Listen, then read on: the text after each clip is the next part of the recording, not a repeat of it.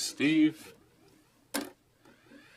Okay, it's my pleasure to call our council meeting to order for the Region of Queens Municipality Regular Council meeting, November 25th at 6 o'clock.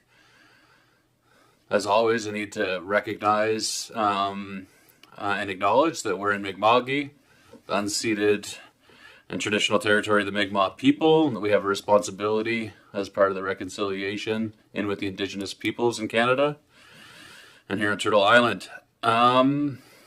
If you're here today, you're being recorded. And so just a reminder that if you need to take a call or have a conversation, you probably want to step out, turn your phone on silent, etc. Because these microphones are live, and this is this is going to be on YouTube in perpetuity for as long as YouTube exists. So anything that you say could be captured. So yeah, just a heads up around that. Without further ado, approval of the agenda for today. I had one addition for the agenda, and it would be to add for unfinished business 8.6, just add an item on there, updates on reports in progress. So we have a few reports that are in progress and are not yet ready to be received for today's meeting. And our CAO, Cody, will provide us with an update on those pieces. Any other changes to the proposed agenda as it was presented to the council? No other changes? Okay. So I guess the only change would be that addition of 8.6. So I will ask for a motion to approve the agenda as amended. Deputy Mayor Charlton has moved. Can I get a second, please? Councillor Jenkins? All of those in favor? The ayes have it. Motion carried. With respect to approval of the minutes for our council meeting that was held on November 12th, any amendments in review of those minutes? Thanks to Heather for capturing the minutes. They look good to me.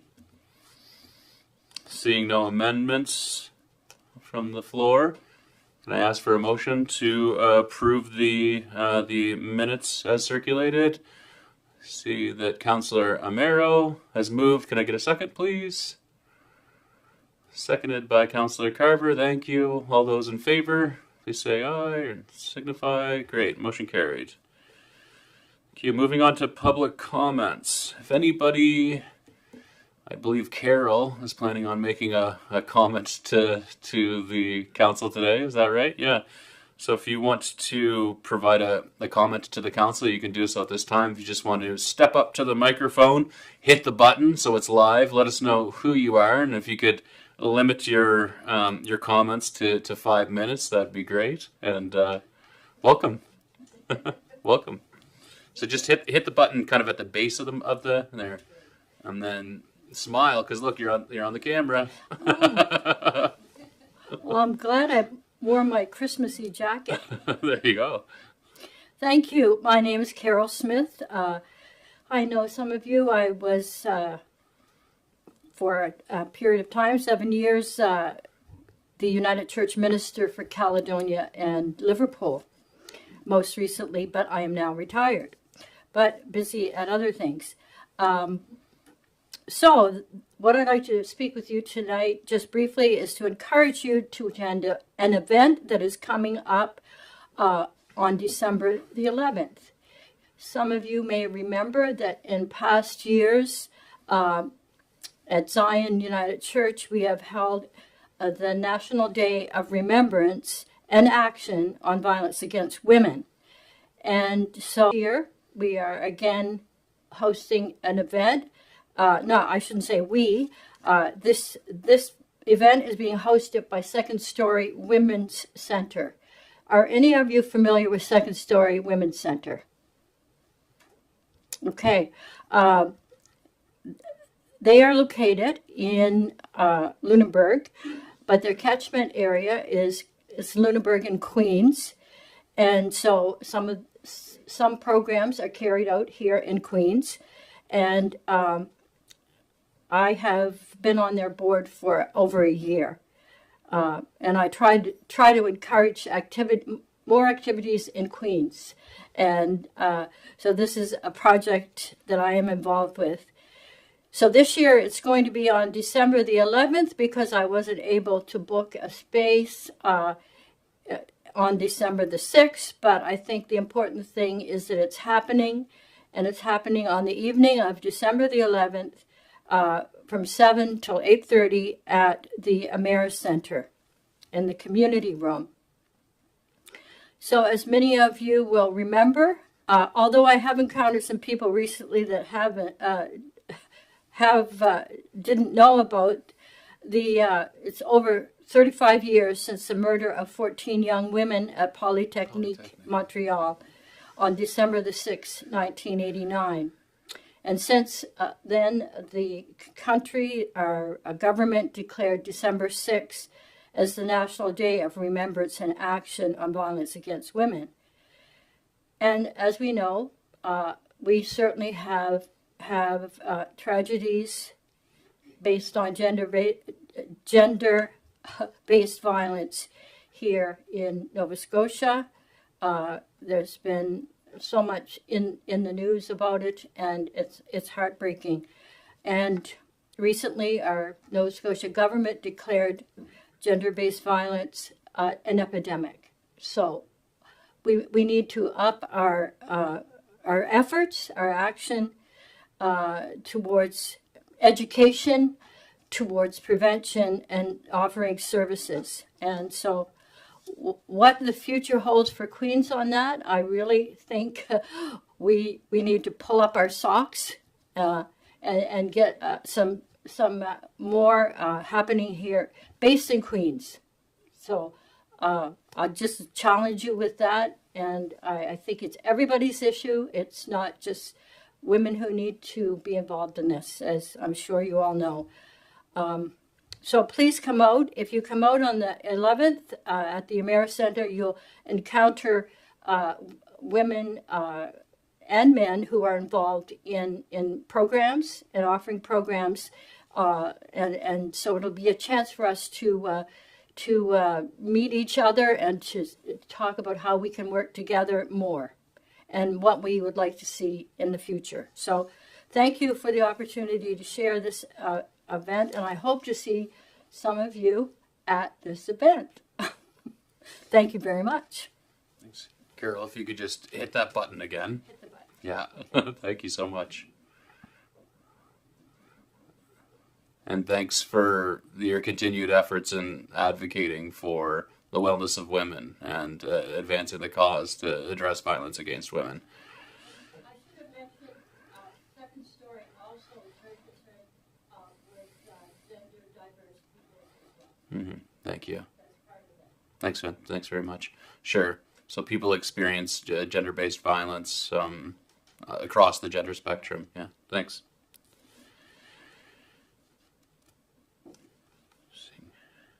So moving on to correspondence. So we received a letter from the Friends of Hank Snow Society, and we had provided the contents of the letter are that we had provided funding for the replacement of the furnace. They couldn't have known until the furnace was replaced that the zone valves were shot, and so that is going to cost them an extra $800 beyond the funding that they obtained from us, and they have significant sort of financial pressures as an organization, so they are seeking an additional $800 to cover the cost of the zone valves that were replaced as part of that the furnace replacement. Would anybody, a member of the council, like to motion on this?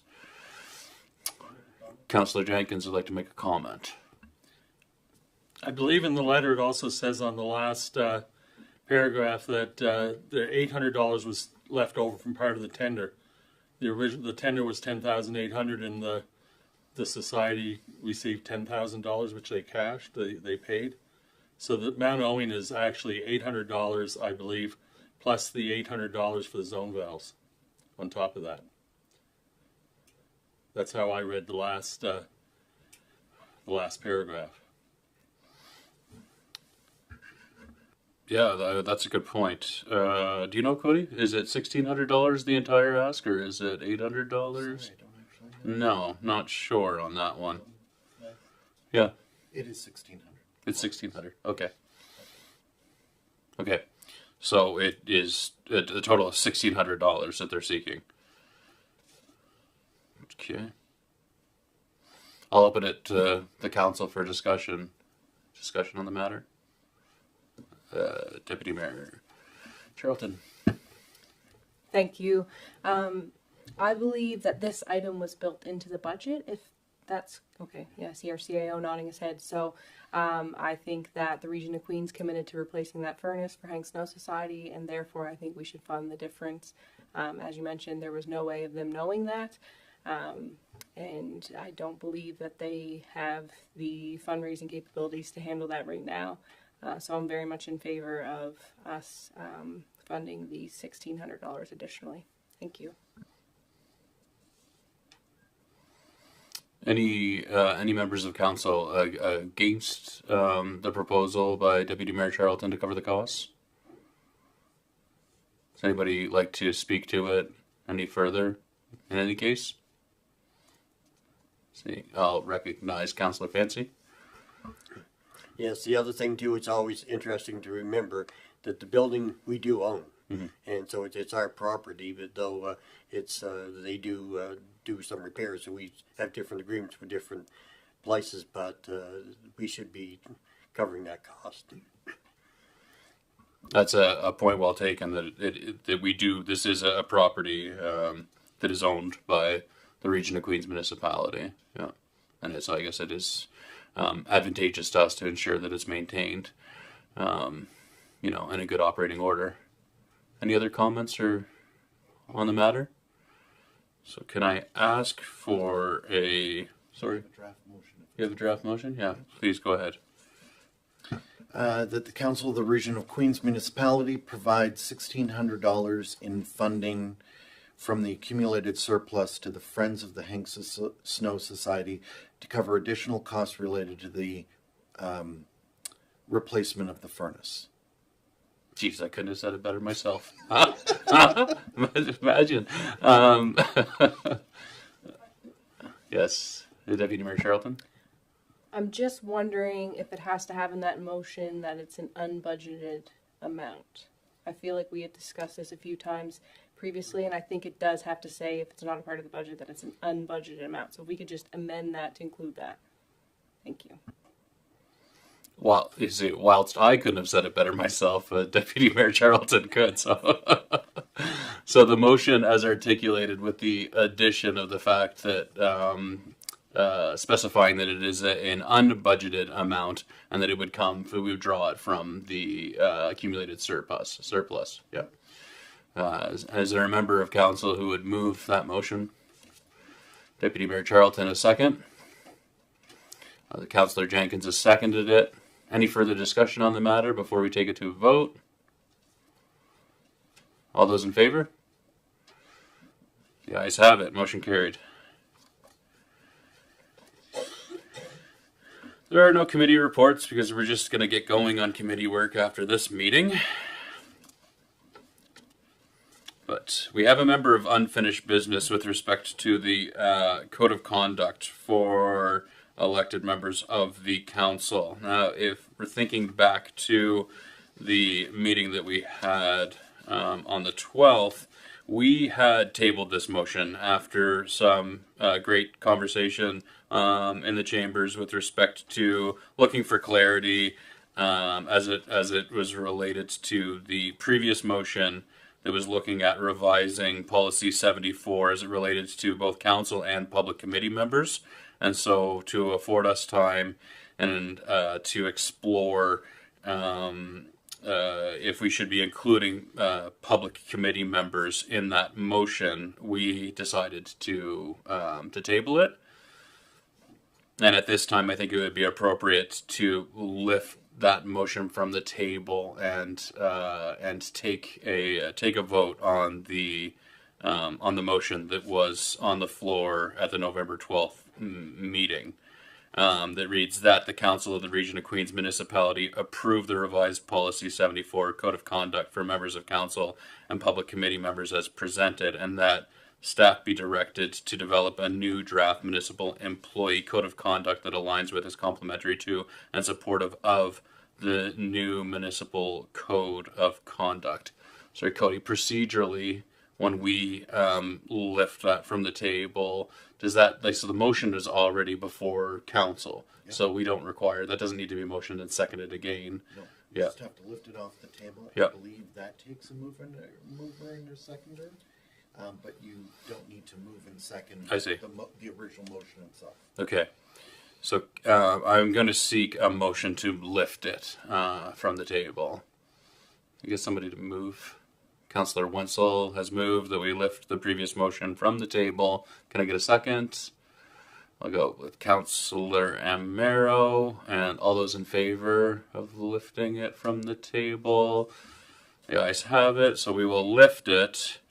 And I'll ask, is there any further discussion on the previous motion required before I call for the question? Yeah, Councillor Wenzel? Was there something amended to the original motion? Was there something amended to the original motion, or no? It's the same motion. It was this is the motion as it originally appeared. The motion that is included at the in the background section of the staff report is the initial motion that we tabled. Okay. Yeah. Thank you. Yeah. Any discussion on it?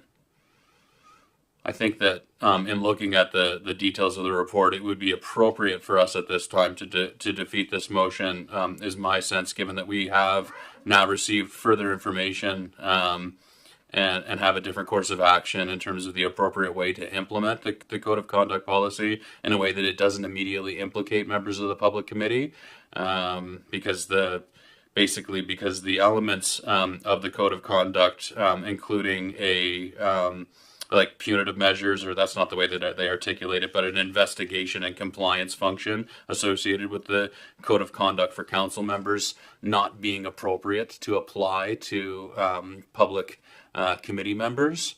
And so merely updating Policy 74 to include those elements wouldn't be appropriate, I think, is largely the nature of what the report indicates. So, I mean, if that's agreeable to folks, I open it up to the floor to see if the members of council have a different interpretation or a different opinion with respect to the way that we go about handling this. Is there any discussion or debate that you would provide at this time with respect to that initial motion? Okay, I'll ask the question then. All those in favor of the initial motion that we lifted from the table from November 12th council meeting? All those in favor? Sorry, no. All those in favor of the actual motion. We have lifted it. This is the actual motion itself. All those in favor? Seeing none. All of those opposed? Thanks. The motion has been defeated. So then, the recommendation that's been put forward with respect to the new way forward, well, perhaps I'll just look for a motion that we, the Council of the Region of Queens Municipality, receive the report titled "New Municipal Code, New Municipal Council Code of Conduct for Information." Can I get a motion just to receive the report as circulated? This moved by Deputy Mayor Charlton. Is there a second? Seconded by Councillor Jenkins. Any discussion on the report at all? No? All those in favor of receiving the report? The ayes have it. Motion carried. And then, with respect to the second recommendation, whereas the Minister of Municipal Affairs and Housing for the province of Nova Scotia has made the Code of Conduct for Municipal Elected Officials Regulations, Nova Scotia Regulation 220/2024, And whereas municipalities are required to adopt the model code of conduct prescribed by the regulations on or before December 19th of this year, pursuant to section 4, subsection 1 of the regulations and section 23A of the Municipal Government Act, therefore, be it resolved that the Council of the Region of Queens Municipality hereby adopt the model code of conduct as set forth in Schedule A to the regulations, which shall be the code of conduct for elected officials of the Region of Queens Municipality.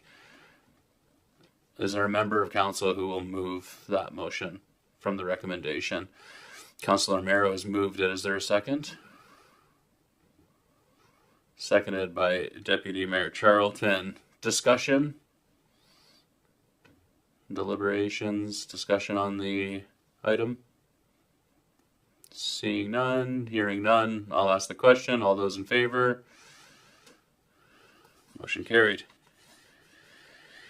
And then the last piece here is with respect to directing staff. I'll read the motion. That the Council of Region of Queens Municipality directs staff to provide draft recommendations to Policy 74 to apply to committee members, and that staff be directed to develop an updated municipal employee code of conduct that aligns with, is complementary to, supportive of the new Municipal Council Code of Conduct and Municipal Conflict of Interest Act. Well, is there a member of council who will move that recommendation, or that move for that? I see Councillor Wenzel has moved. Is there a second? Seconded by Councillor Carver. Discussion on the matter?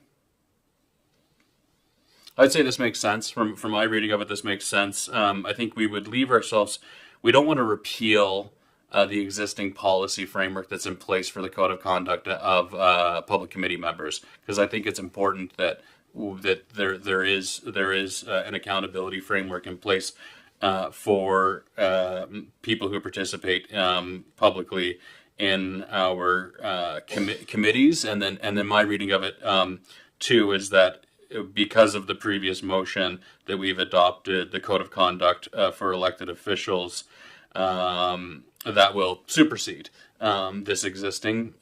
So we'll have some cleanup to do on the back end to update these things, but I think it makes sense at this point to adopt the code of conduct for elected officials, which is basically we need to do according to the province, while providing us, like, leaving in place the existing policy that pertains to the committee members, and then after the fact we can kind of tidy it up so that from a usability perspective it's clear the expectations and standards that are outlined as per the conduct of people when they are engaged in public committees, and then with respect to the staff.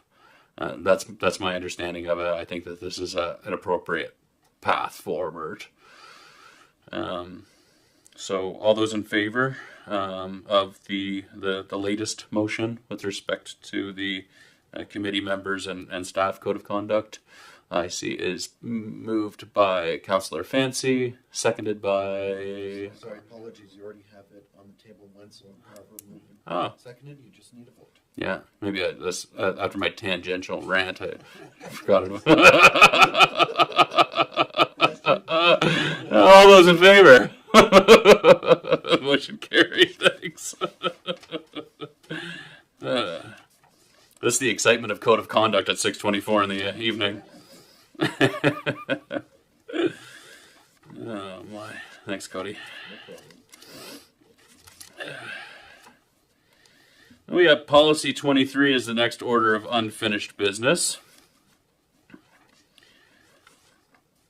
There's been we've been provided with a recommended amendment to policy number 23, effectively removing the requirement of off-site meetings moving forward for regular meetings of the council, and adding December as a month in which it doesn't make sense for us to hold a meeting on the fourth Tuesday of the month, because the fourth Tuesday of the month in December is nearly always either Christmas Day, Boxing Day, or Christmas Eve. So, and of course that doesn't preclude us from holding ad hoc council meetings as required later, within December at some point. So the recommendation of staff is, and I'll read this and look for a motion that the Council of the Region of Queens Municipality receive the report titled Policy 23 Amendment Offsite Meetings for Information. Actually, let's could I get someone to move for just to receive the report as circulated? Moved by Councillor Jenkins, seconded by Councillor Roy. Any discussion on the item? Seeing none, I'll ask the question. All those in favor? Motion carried. And then the second part, that the Council of the Region of Queens Municipality amend the Administrative Policy 23, and I'll say to remove the requirement of offsite meetings and add December as a month in which no regular council meeting shall be held on the fourth Tuesday of that month, as presented. So moved by Deputy Mayor Charlton, seconded by, is there a seconder for the motion? Seconded by Councillor Carver. Any discussion on the matter? Any discussion? Deputy Mayor Charlton? I think that this just makes the most sense with how we've embraced technology, and we are live streaming meetings, and we have better audio that people at home can tune in and hear. I think our intent to go out in communities will still be there, and it will just look differently so that everyone can engage in these meetings in the best way. Thank you. Any other member of the council have anything that they'd like to say further on the matter? Go ahead, Councillor Fancy. Yes, as has been mentioned, we're not taking away anything from having these meetings outside. They would be our monthly council meetings, and more or less we're going to be replacing with some community meetings where we can actually get engagement and be able to have some good talks with the community. As we know, even going out around this time, people want to be heard more and seen more. Mm-hmm. So I think that's really a good idea of what we're doing. Mm-hmm. Yeah, and I mean, just to be clear, the motion on the table doesn't advance the intended opportunities for more fulsome engagement. What it does do is it makes it that so that the council meetings that were held in April, June, October, and January, which typically took place around the community, instead will take place in council chambers. And I think the discussion that we've had on this is that there are better opportunities to engage with the public, and with the technologically enabled capacities here in council chambers, this is a better way to ensure that all residents of Queens are kept informed with respect to the debate, discussion, and decisions that are made for the council chambers. And I think we'll look for an opportunity that this whole council is committed to looking for opportunities for fulsome engagement of the residents of Queens, just thinking and understanding based on our initial feedback and experience with these offsite meetings that this isn't necessarily the appropriate way to do it or the best way to do it, and that this is probably the best to keep the regular meetings of council within these chambers. Yeah. Any further discussion on the matter? Okay, so I will ask all of those in favor. The ayes have it. Motion carried.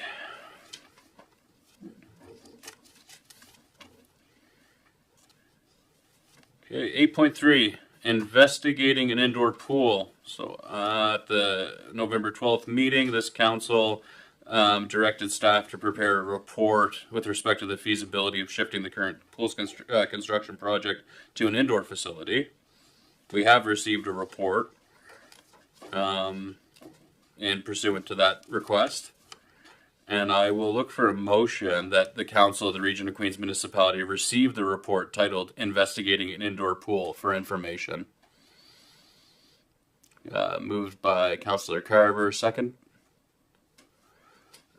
by Councillor Jenkins. Discussion?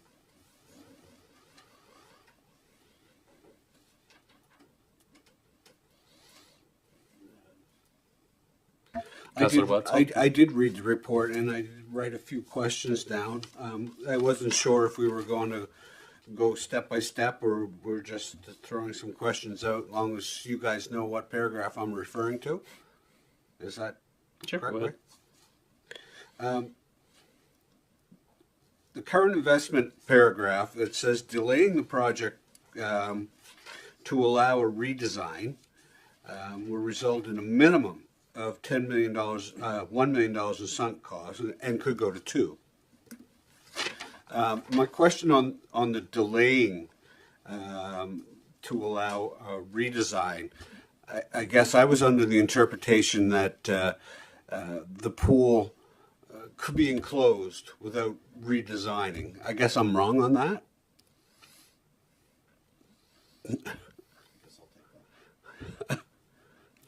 Turn off your microphone. The short answer is no. Really, the information we've presented to you is council needs to either pick an indoor pool or an outdoor pool, but you can't really convert an outdoor pool to an indoor pool.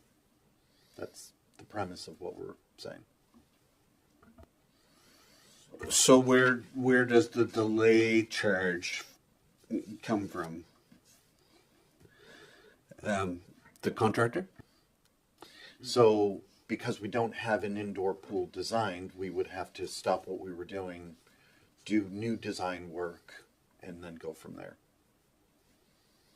And I'm not sure if some of the sunk costs that have been articulated throughout this, if they can't be disclosed in the open session, or I know that some of the sunk costs may be. I'm not sure if they'd be appropriate. I think we can. Okay. I think we can talk about them. They're most of the initial work that's already happened. Most of that work would have to be redone. So, Adam or Megan, what are some of the things they've done already?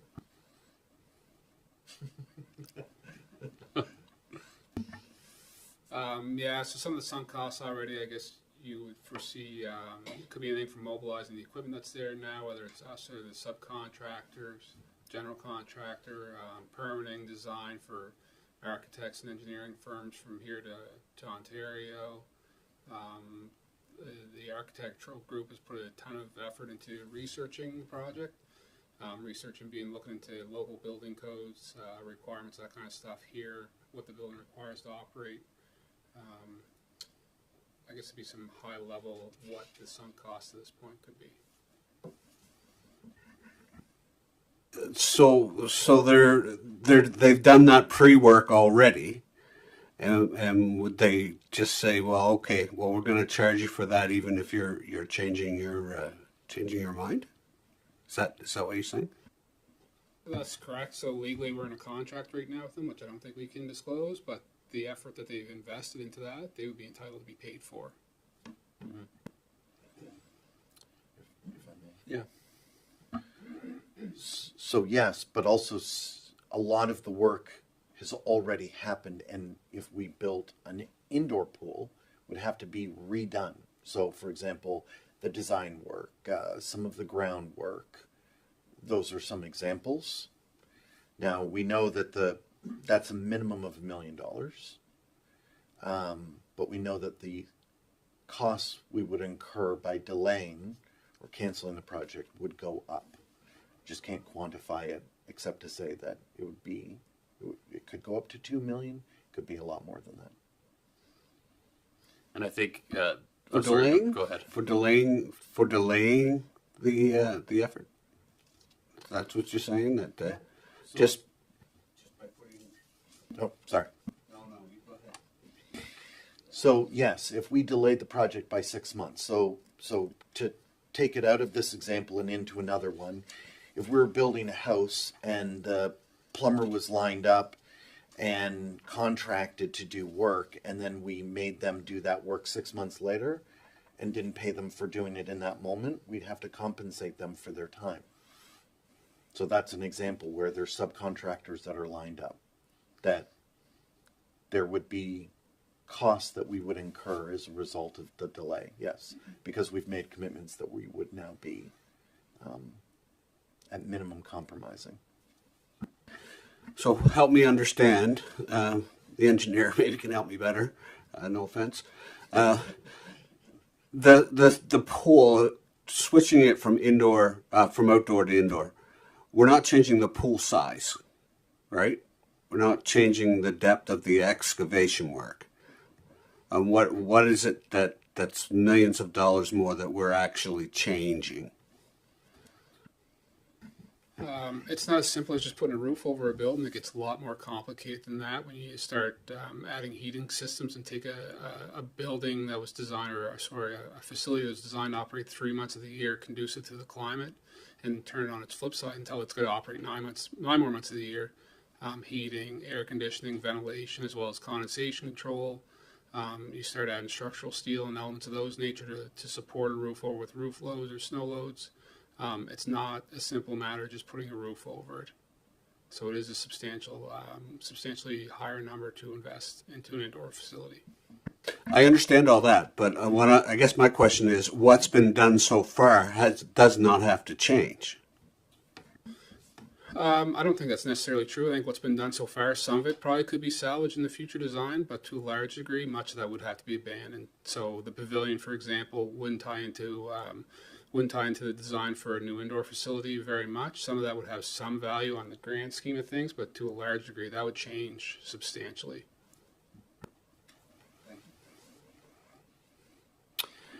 Thank you, Director Grant, and thank you, Councillor Wetzel. I'll look to see if there are any further discussion from the members of the council. I still have questions. Councillor I'm Amaro. sorry, I still have questions. It's just, I'm gonna hold on. I'm gonna put it over to, if I could just give Councillor Amaro an opportunity. Thanks. I just have one question. Did it come from the engineer that it could not be covered in the future? Did they tell us that it could not be covered in some way? The engineer, project manager, and the builders. Any other members of council? Councillor Fancy? Yes, it could. Of course, an indoor pool and an outdoor pool are different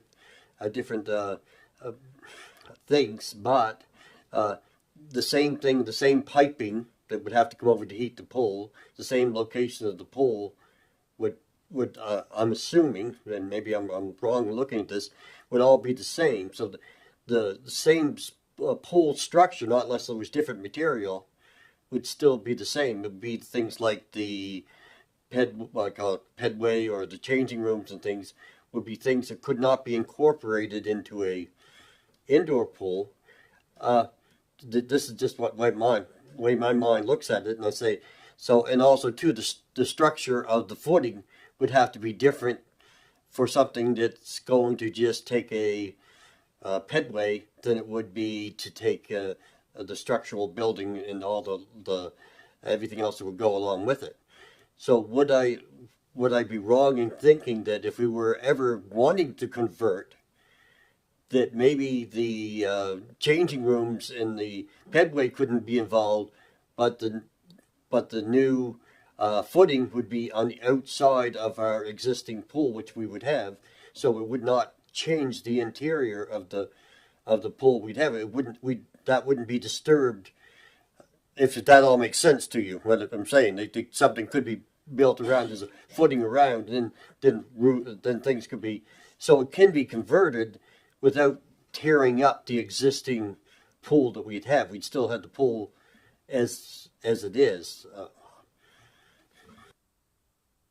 If I understand you correctly, I think what you're suggesting is that it could be possible someday to build a covering around what's there, what's proposed to be there. Potentially that is a solution. However, in this instance, it's probably not, given the site constraints, how small the area is. The architect and design group have taken the liberty of utilizing every inch of space to maximize the programming opportunities at that site. And when you incorporate setbacks from private property, the street, and that such, it would be very unlikely that, given the current design we have, that you could ever propose a covered facility to be built outside of that.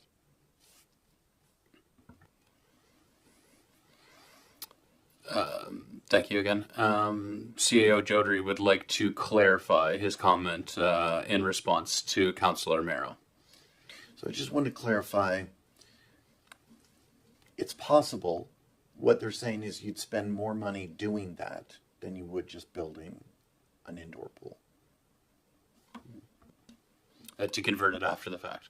Exactly. Yeah, yeah, and the major barrier to down the road putting converting the existing project into an indoor build would be lack of space on the property. Is that what you're saying, Adam?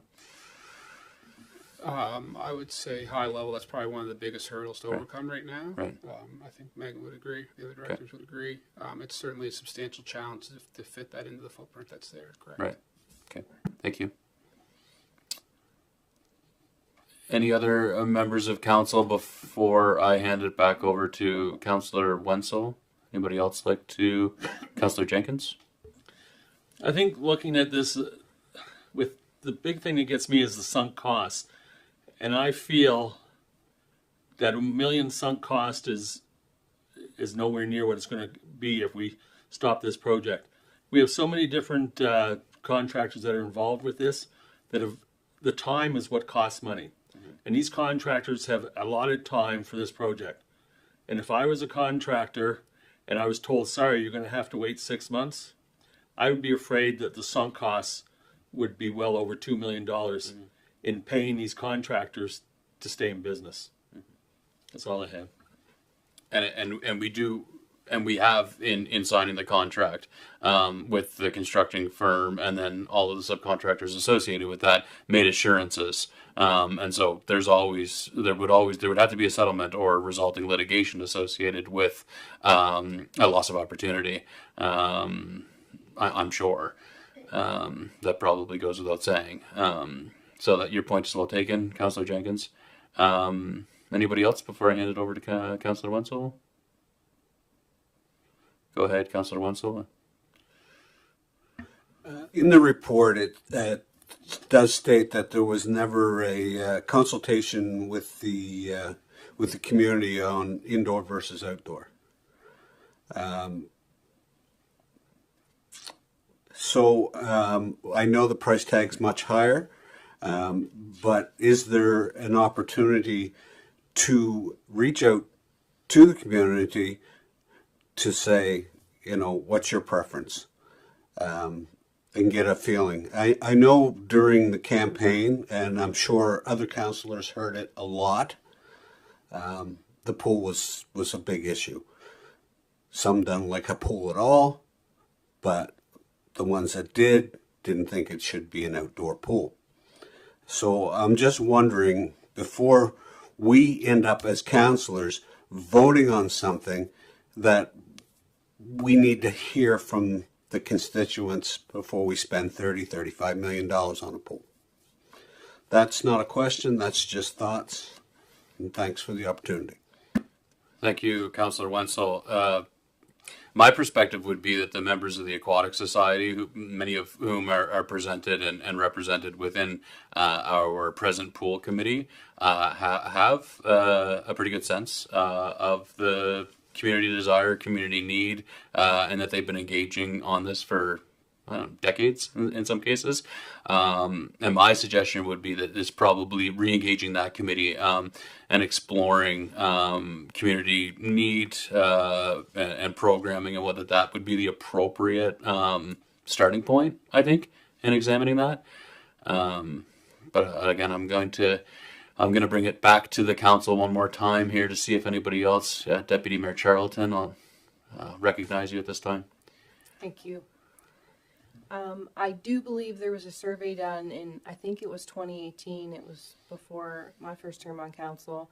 And although I don't have the data of how many people were surveyed from the Aquatic Society, it's my understanding from Celeste Johnston that there was overwhelming support for an indoor pool.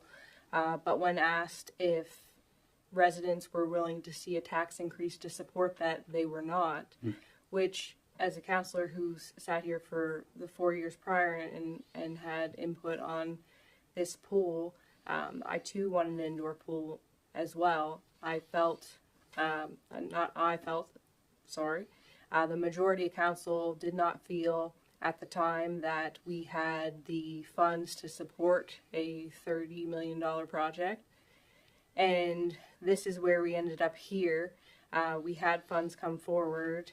We have been 2 summers now without the Milton pool. And we did not feel that we wanted to continue in the community without a pool, even for the summer rather. And so this is how, part of why we ended up here. And as much as I want to see an indoor pool, I think if we go out and do some kind of engagement like this now, to Councillor Jenkins' point, our sunk costs just are going to keep going up because we haven't actually paused it and stopped it, although I recognize the intent from Councillor Wenzel.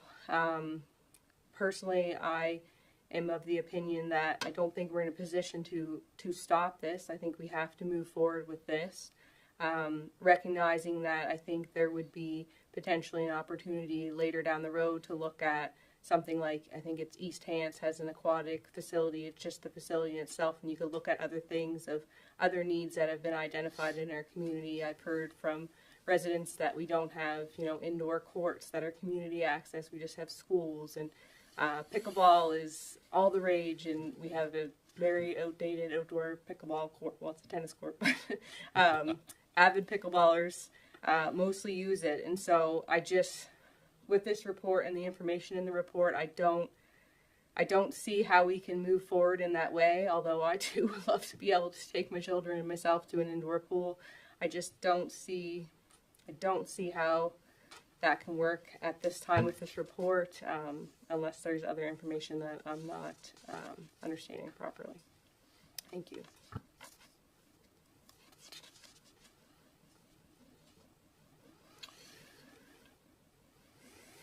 Councillor Amaro.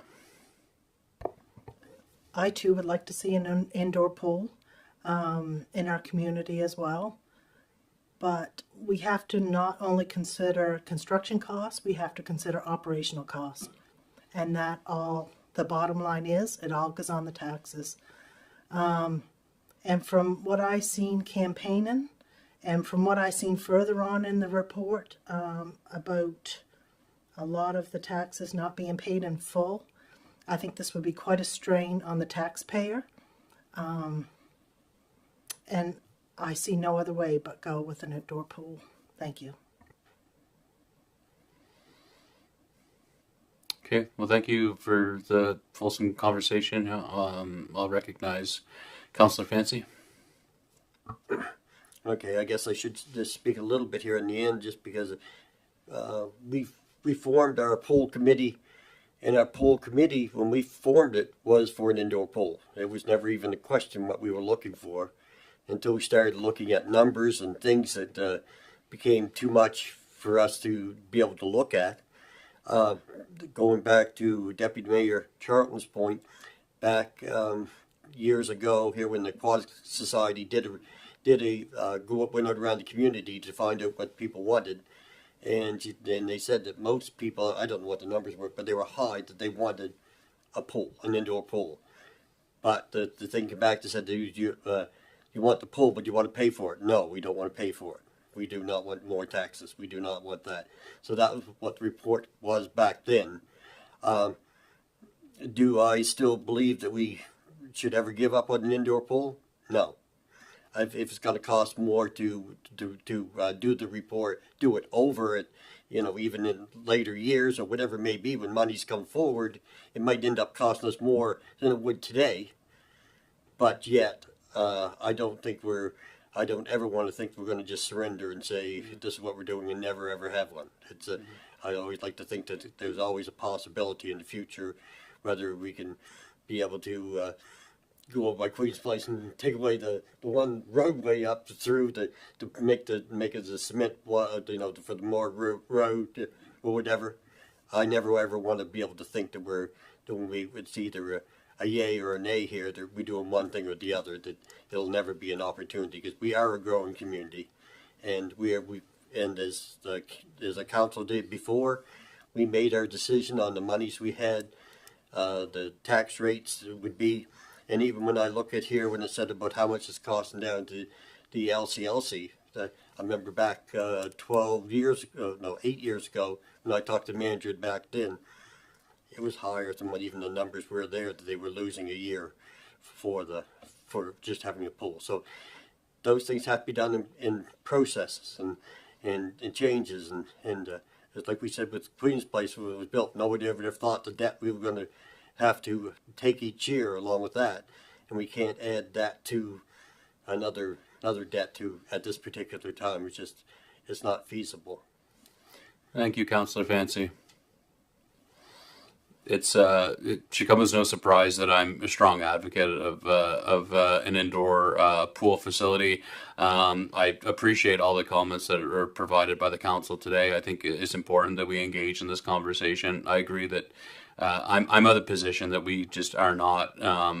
We cannot, with the level of uncertainty we have at present, with respect to the sunk cost, we cannot find ourselves in a position. It would be my position to surrender $2 million or more of the taxpayers' money. But I also agree that I think that it's appropriate that we reconvene the pool committee and leverage the knowledge and experience and passion of the people involved in that committee to explore in the future any and all opportunities to upgrade or enhance this facility so that it is the most appropriate and provides the most value to our residents within our means. I think that's really important. Maybe my perspective on it.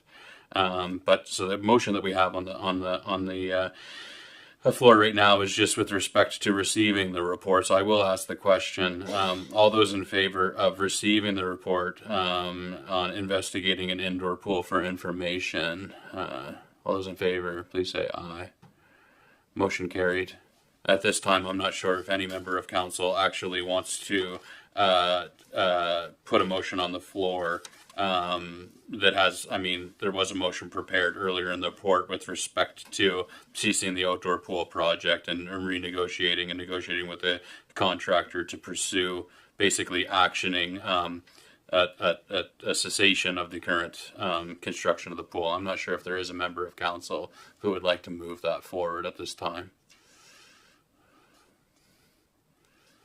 Hearing no motion, I'll move forward just with the receipt of the report and with an encouragement of the pool committee to continue its good work. And thanks for the work to date.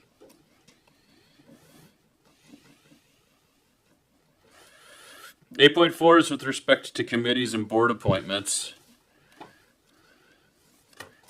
Deputy Mayor Charlton and I, with the coordination and assistance of CAO Jodry, prepared a list of committee assignments for both the committees of council as well as the external committees that members of council typically sit on. And at this time, I'll look for a recommendation that the Council Region of Queens Municipality receive the report titled Committee and Board Appointments for Information, and that the Council of the Region of Queens Municipality appoint members to committees and boards as presented. Moved by Councillor Amaro. Can I get a second on the motion? Seconded by Councillor Roy. Any discussion? Councillor Fancy, I'll recognize you. Okay, so certain of these committees are mandatory, and Correct. certain things we put together to meet certain needs. Yeah. There's two, of course, as I mentioned when we had our first initial discussion. I think we're so far behind that we need to catch up. And I don't know if these going to have to be like an ad hoc off of these committees or not, but we need to have some kind of committee where we have the public involved with Queen's Place. That was taken away the first meeting of our last council 4 years ago. But that needs to be, we all know that Queen's Place is underutilized, and we need to have input from around our residents and get all the valuable ideas that we can get involved. And the second thing, I keep saying over and over, tourism. We don't get down to, we need to know what everybody's out there, what their needs are, the things that are missing, how we can be able to work with the public. They every time I go to the stores, they're always asking. We need to we need more input. We've seen more I think more stores closed than we have opened, and we want to see what we can do with all, whether it be here, Caledonia, Greenfield, how we can be able to make it so it can be better. So there's two committees I'd like to see formed. I don't know if they're ad hocs of one of these other committees or not, but I just wanted to mention it now. Yep. Thank you, Councillor Fancy. I agree with you. My sense is that we should undertake our strategic planning process where we can identify our priorities and items of work and priorities for the community that we want to advance forward. And my sense is that stemming from that, there will likely be a number of working groups or ad hoc committees or special projects that will flow from that. I think what's important today is that we have these statutory committees and committees that rely on our external membership that we ought to populate presently, just to make sure that we can that those committees can go back to their important work. But your point is well taken. I think that there are a number of priority areas, and that as we stand up these committees and adjust and adapt the terms of reference, we may find that we don't need as many members of council present, or indeed we may not require persistent or perpetual engagement by a member of council with respect to these legacy committees. But my sense is that it's important that, well, some of them we need to get going, and we need to have council representation within them. But I 100% agree with you. There are a number of priority areas here that would represent work and will require community engagement. And importantly, I think we will need to strike some new committees depending on the future direction and the will of the council throughout the strategic priority setting process. I think that, yeah, 100%. Yeah. I'm not sure if anybody has any comments specific to the committees of council and external committees and the appointments or assignments therein. Yeah. Go ahead, Councillor. Questions, because I don't know how it operates. The internal committees, are they also members of the community on internal committees, right? Yes. And how do we search for those folks?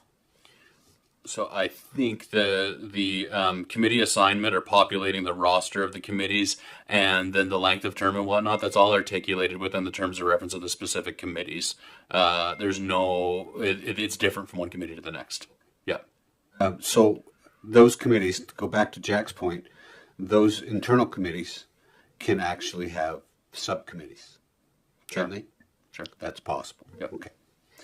And does the region provide someone to keep minutes? Yep. That's good. Yeah. Yep. Really? I think it's typically the duty of the municipal clerk, or it is. Yeah. Yeah. For every committee? Yep. The clerk has to be on every committee.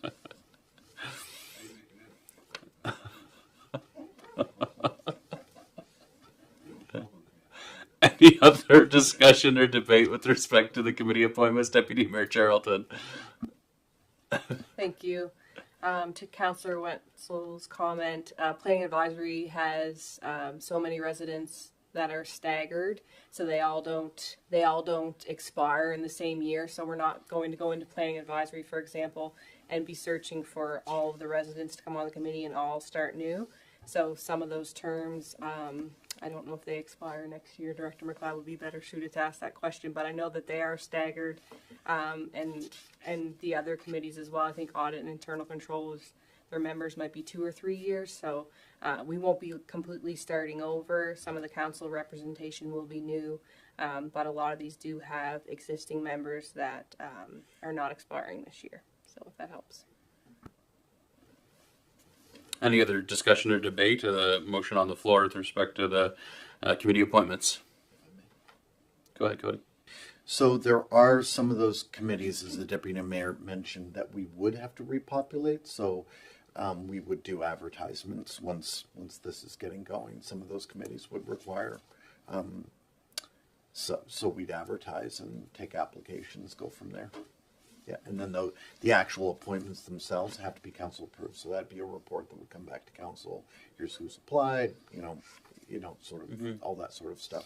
So council always appoints anybody on committees. There are some people whose terms haven't expired yet, But when they do, then we have to re-advertise for those. So yeah, I just hope that provides a bit of clarity. Yeah, and I think some of the statutory committees actually have provincially mandated standards with respect to recruitment and what, like I know with respect to the police advisory committee. Yeah. Definitely. Yeah. Any other discussion? Thanks, folks. All those in favor? Motion carried.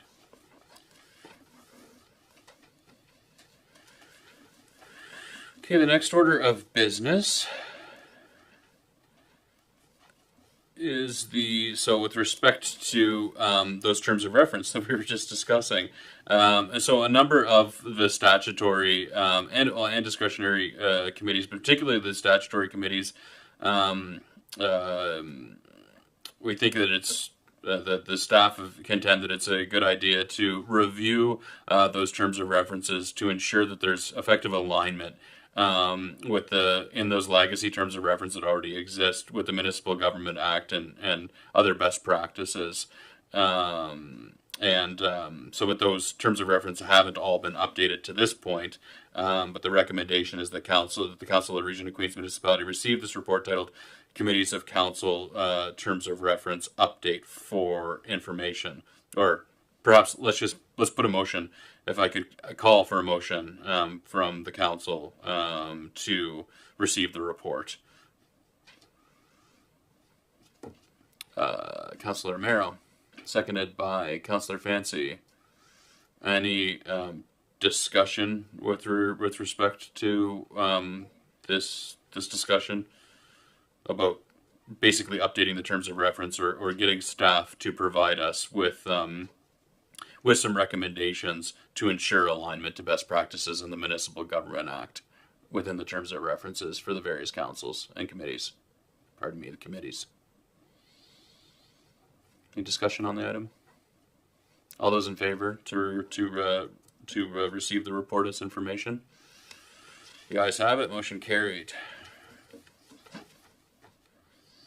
Okay, at this time, 8.6 just asked that the CAO Jodry provide us with update on reports that have been requested that are in progress.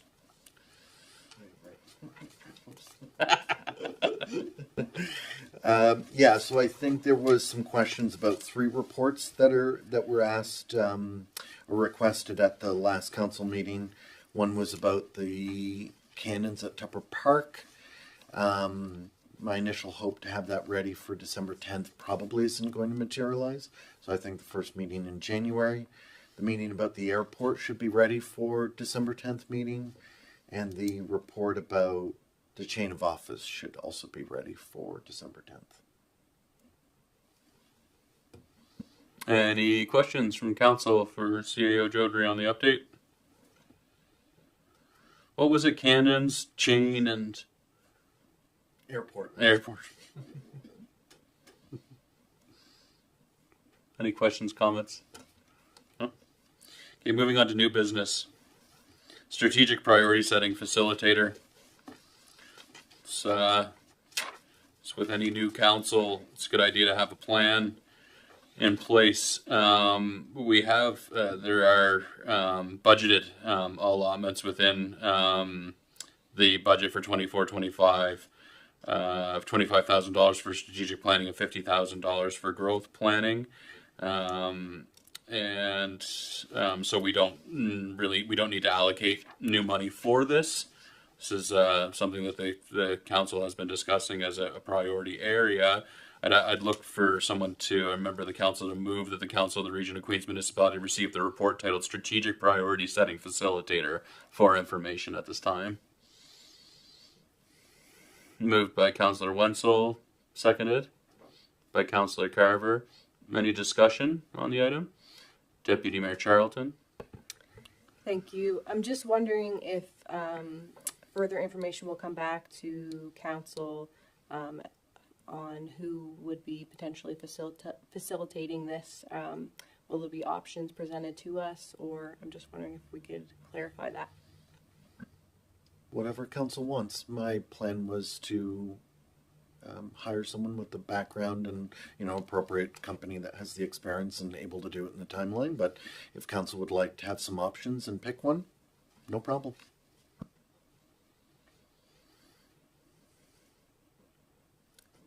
Cody, on the last,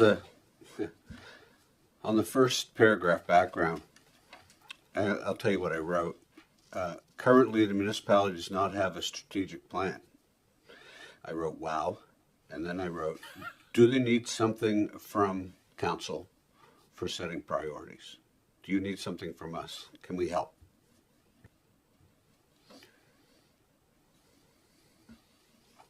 No, I think we need to hire the facilitator and they would have the conversation, and over the course of that process, it would identify what the priorities would be. They, in some cases, I know in the past, they might want to speak with like the mayor, deputy mayor, and CAO to get a sense of some high level things, just so they have a sense of some things that may happen.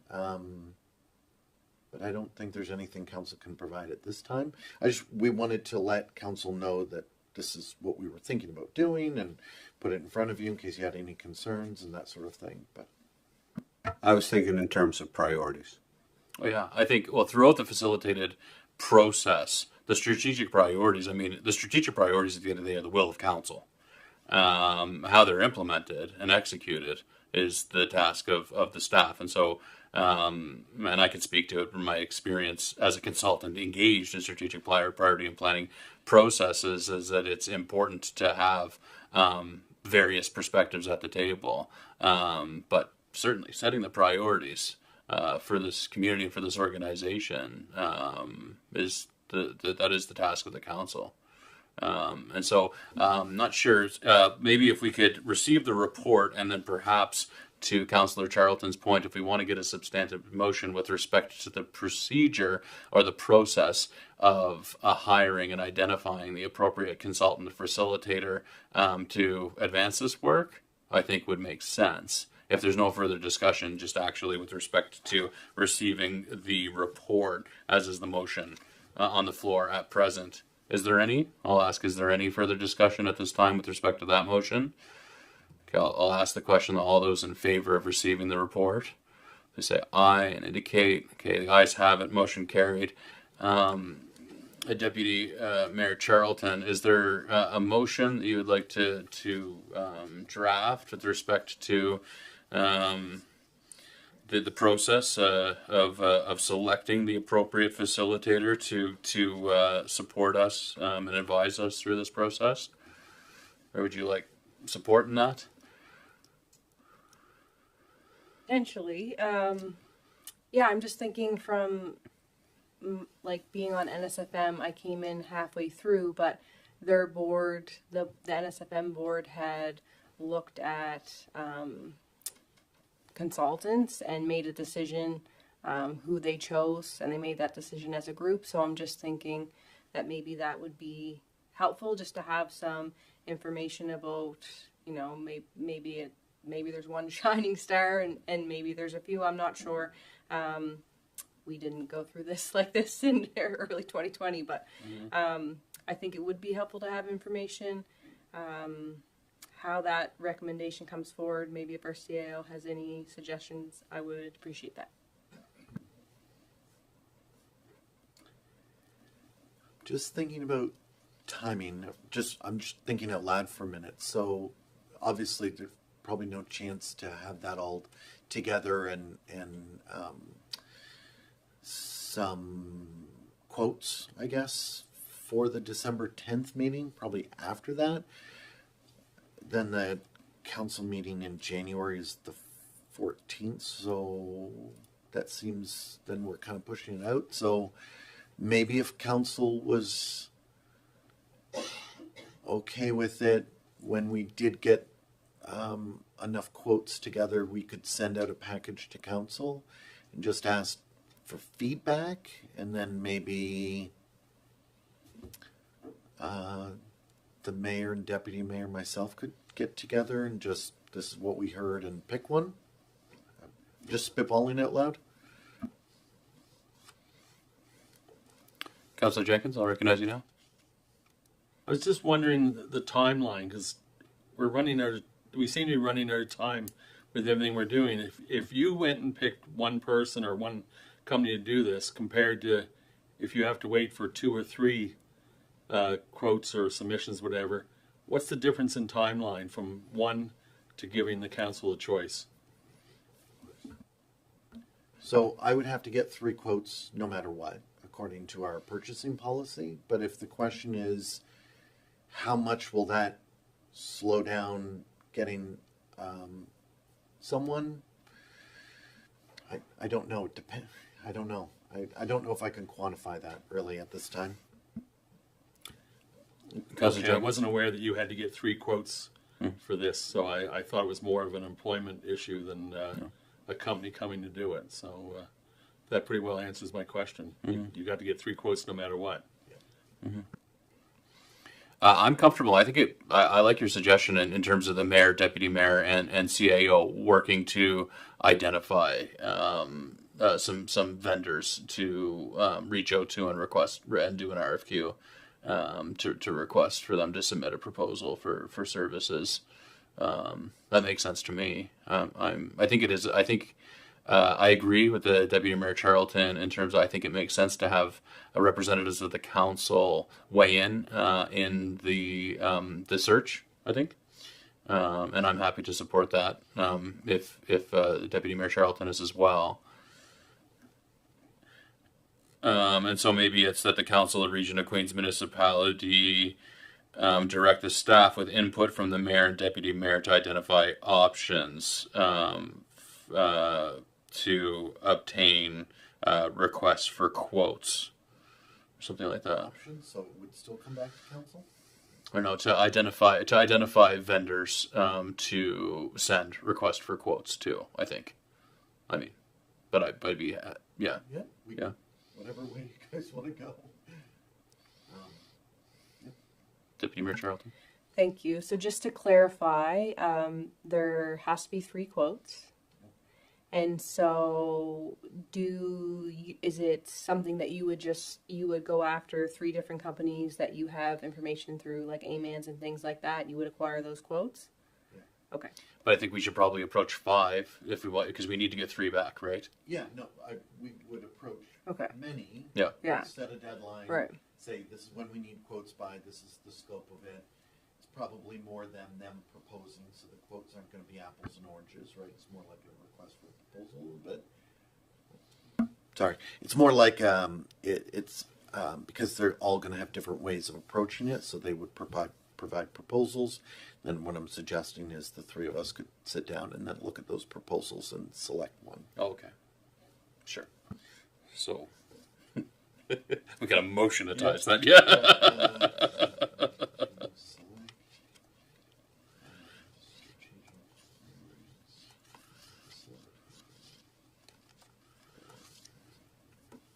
And also happy to have, happy to be involved in articulating the ask and the RFQ. Sure. Yeah. Good. Yeah. Sure. If you can, please. Okay, that the Council of the Region of Queens Municipality appoint the Mayor, Deputy Mayor, and Chief Administrative Officer to create an ad hoc committee to select a strategic priorities facilitator for Council. Anybody move? It sounds good to me. Would anybody move that? Okay, moved by Councillor Carver. The second? Seconded by Councillor Roy. Or were you just scratching your head? Any further discussion or debate on the item? Councillor Jenkins?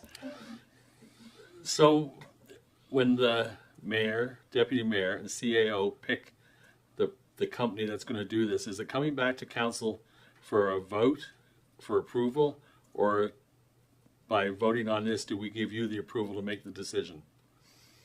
I think that's the way that the motion is worded. Yeah, is that we would select. I think. Yeah.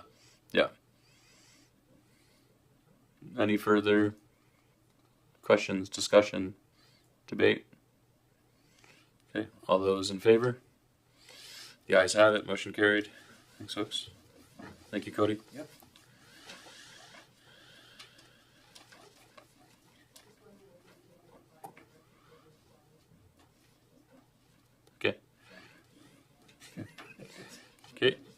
I am going to call for a recess of the council meeting at 7:15 to reconvene promptly at 7:21.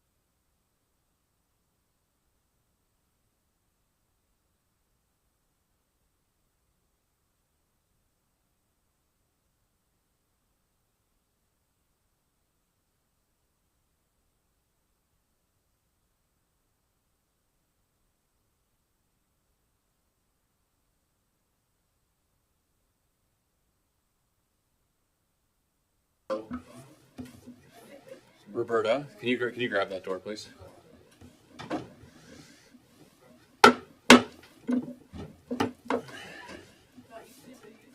Oh yeah, we'll get that thing going. All right, we're going to call the meeting back to order after our little recess. The next order of business under new business 9.2 is our second quarter financial update. Good evening, everyone, and welcome to the new counselors. Some of the returning counselors will notice there's been some changes to the way that we report, so I will welcome any and all feedback at the end. Typically what I would do is I would go through the report section by section. We are now going to use a detailed financial statement, of which you all have a copy, rather than a condensed version, which is what I used to provide. So we won't be going through this line by line, because if we would be probably here quite late this evening, so I'll summarize it in my written report. Responsible governance includes a comprehensive review of financial information and performance as compared to budget. Non-consolidated operating financial statements for each quarter are provided to Council with a staff report that contains supplemental information. Revenues and expenses are expressed as a percentage of the annual budget. Expenses that are incurred at the beginning of the year, such as insurance, for example, will be at 100% or close to budget in the first quarter of the year. The percentage is also affected by timing of budgeted projects throughout the year. The percentage is meant as a guide for comparative purposes only. So if we have an expense that may be at 10% of the budget for the year in this report, it may mean that that project that was included in that budget line may not occur until the end of quarter 3 or in quarter 4, which will take it from the 10 up to the 90 or 100% that it will be. So I try, when I do my report, to identify anything that I think may be problematic, and all of the directors have participated in this process for this report, and they have given me information to include in this report for you this evening. One thing that we have added here is on page 2 of the report. I have sections in return for for cost of service. So we have general revenues. That's revenues that we don't have any direct expenses that we match with those expenses. So taxation is a general revenue. Tax certificates, penalties and interest on taxes, grants in lieu, unconditional grants from the province, conditional grants from the province, miscellaneous revenue, rentals, and return on investments. We don't have directly related costs for those revenues. They cover the taxation revenue, for example, will cover the cost of the RCMP. It covers general, not specific. In cost of services that have no specific revenue associated with them, we have our general government services, school board, policing, fire protection, EMO, infrastructure, roads and streets, planning, community development, recreation facilities, library, and unbudgeted expenses. The next page is where we have the cost of services that have revenue and costs associated with them. So we have a column for revenue, we have a column for costs, and then we have a column called net. That's actually net cost. All of those services cost us money. You will see the last thing in that table is airport. There's no revenue because we have yet to receive any revenue in the budget for the hangar rental.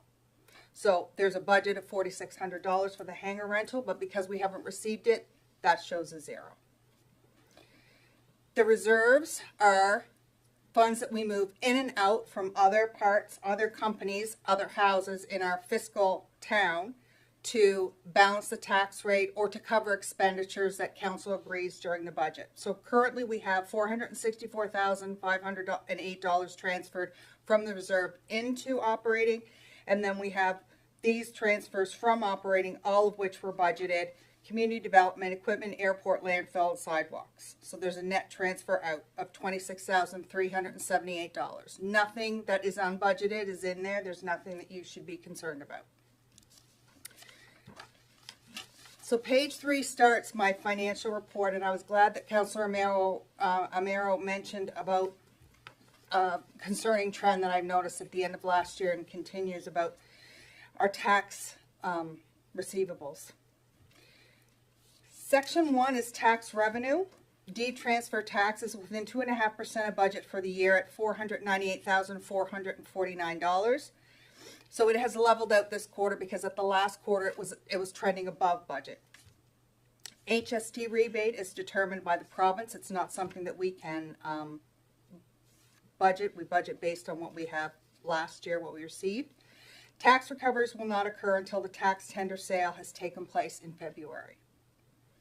Section 2, grants in lieu. Grants in lieu of payments are typically not received until quarter 3 or quarter 4. What a grant in lieu is, for your new councillors, it's when the government, we have property in the region of Queens, so instead of paying property tax to the region of Queens, the federal and provincial government give us a grant in lieu. So it is property tax, but they just call it something different. Section 3, service provided to other governments. Revenue from other local government usage of our solid waste facility. Revenue is currently running under budget for the year at approximately $134,000. Section 4, sales of service. Landfill and recycling revenue from non-government users. Tracking slightly below budget. Tax certificates continue to run over budget with activity more than budgeted. And I just wanted to note that because we just saw that the deed transfer tax has leveled out. The tax certificate is required when properties are not only sold, but also when a property is refinanced, which further to Councillor Merrill's point. If someone's refinancing their mortgage, they're going to get a tax certificate. So it's something that I try and draw council's attention to. Don't assume it's because we're having more properties selling. It's also because someone may need to have their house or business refinanced. Section 5, rental income is higher than budget for the Liverpool Business Development Centre, as tenancy was uncertain at the time of budget. Rental income for the Town Hall is not paid by the Astor Theatre Society, but rather added as an expenditure in Section 15, with the resulting expense recorded as revenue here. Return on investments is above budget. The majority of operating cash has not been invested in GICs this year, but interest rates have only recently started to really drop in quarter 3. Interest on taxes is running at $30,000 over budget for the year. This is an indicator that some ratepayers are not paying their taxes in full. Last year, revenue was $80,770 at this time, so 20% less. This is a form of revenue that we do not want. Queen's Place and Marist Centre ice rentals are below budget as the bulk of activity happens in quarters 3 and 4. Bulk of the vending machine activity also happens in quarter 3 and 4. Lease space is over as the tenant there stayed beyond expected vacancy date at the time of budget. There will never be postings against the vacancy allowance. It is a compensating value for staff vacancies. When we did the budget last year, there were a number of vacancies. I want to say 15. It was more than 10. And what we did was we budgeted for the full expense of all those salaries in the expenditures, knowing that when we went into the year, we were going to have trouble filling them all. So we took all of the total of those expenses, divided it by half, and that created this compensating vacancy allowance. That way we were compensating, we weren't increasing the tax rate for expenses that we needed to include in the budget, but we knew they were uncertain as to how much we would incur during the year. So these vacancies create a decrease in the wages expense that you'll see at the end of the year, and so that's where they show up in the budget. Section 6, unconditional transfer from other governments. That's the Municipal Finance Capacity Grant. Equalization is what they refer to it most commonly. For quarter 2 was received at the beginning of October, so it looks like we're running behind, but we're really not. It just came in at the beginning of October rather than the end of September. Section 7, conditional transfer from federal and provincial government. The majority of this funding does come in at the end of the year. Section 8, transferred funding from the Business Development Center reserve to offset costs to date on the HVAC project, with the remainder coming out of the surplus. That's all budgeted. $56,881 from the reserve and $354,918 from the surplus has been used to fund the HVAC project that is currently in process at the Development Center. These expenditures for quarter 2 are in section 14 and included in the line Liverpool Business Development Center. Does anyone have any questions about revenues before I go on to the expenditure section of the budget? Councillor Jenkins. I was just wondering, when you reference like the end of the year, are you talking about the region's end of year or the calendar year? Region's end of the year. So our fiscal year runs April 1st to March 31st. It's a government fiscal year.